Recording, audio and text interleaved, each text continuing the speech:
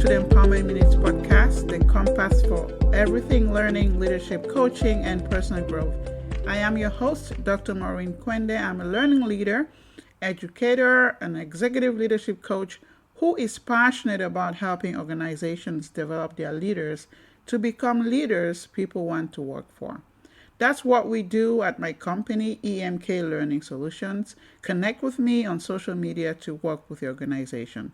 So as you may have noticed, each month we do have a theme. So this month's theme is organizational culture. Today's episode, we will unravel the essence of organizational culture and its pivotal role in shaping businesses. Today, we're also going to delve into the DNA of organizations, their culture. From its definition to its profound impact on business success, we'll explore how organizational culture serves as the glue that binds teams together and defines a company's identity. So let's start by understanding the essence of organizational culture. What is culture? What is organizational culture? In essence, is the DNA of your organization. Whatever your organization is, your culture is actually your DNA. It comprises of people's values, assumptions, behaviors, and attitudes. It is really that force that unites individuals and shapes your company's unique identity. So when your organizational culture aligns seamlessly with your business strategy, it becomes a catalyst for your growth, employee engagement, retention, reducing risk, and also building your brand. However, when there is no alignment, when there's a misalignment, it can actually hinder progress and impede success. So let's explore the profound effects of organizational culture on businesses as well as employees. A strong culture would definitely accelerate growth.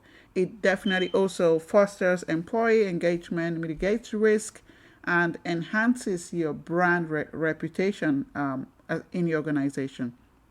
Another positive effect is that it creates a cohesive environment where employees thrive and businesses flourish. So while you have positive effects, there are loads and loads of negative effects. For example, conversely, a misaligned organizational culture can actually impede progress and undermine success. Imagine two companies that merge without an organizational culture of collaboration, right? I worked with airline companies at one point in my life where there were so many mergers, and as a result of no culture of collaboration, things went completely south, right? One company is striving for market dominance without an innovative mindset, or maybe lacking agility. Without a culture of alignment, achieving business goals becomes really an uphill battle. So organizations definitely have to have a wonderful or an organizational culture. So now, looking at ways to nurture a vibrant organizational culture, um, given its profound impact that we just shared, nurturing a vibrant organizational culture is very important. So, what are some strategies to consider? Leaders must actively cultivate a culture that aligns to their business strategy. I want to ask you, what's your culture? Do you even know what your culture it is? Your culture is, right? Leaders must actively cultivate a culture that aligns to their strategy, and this involves fostering collaboration, nurturing innovation, promoting agility, prioritizing employee well-being. But those are some things that you want to consider, right? What are some, just as a reflection point, what are some real life examples, organizations that have successfully cultivated strong cultures, driving their businesses forward and empowering their employees? What are some examples that you can think of that you can relate to? That's a reflection question. Maybe you can connect with your peers to have those conversations, just so you can, relate that to real life as much as possible.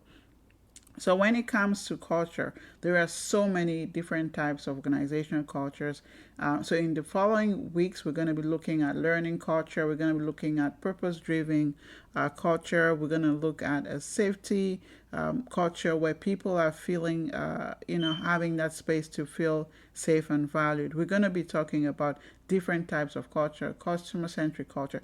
Every week, we're going to come up with one culture that we're going to examine what it's like, the benefits of having that culture, and strategies to cultivate that culture. So, this episode is really to have that introduction to what culture is, its advantages, disadvantages, and so that we can begin those conversations as you reflect on your own culture. What's your culture like? What would you like to see in terms of culture? Right? There's a lot of conversations about DI. That's another lens of looking at it. But every week we're going to look at the different types of cultures and ways that you can enhance or strategies to see impact in your business and organization as a whole. So, as we conclude today's episode, let's think about the important role of organizational culture in shaping the success of businesses. So, by aligning culture with strategy, organizations can unlock their full potential, drive innovation, and foster a workplace that's thriving. So, I'd like to thank you for joining us on this journey to talk about organizational culture all month long. So, thank you so much for tuning into the Empowerment Minutes podcast. If you found today's episode insightful, please subscribe and share it with your friends. Together, we'll continue to unravel the intricacies of organizational culture. Until next time, this is Dr. Maurine Kwende signing off. Have a wonderful month ahead.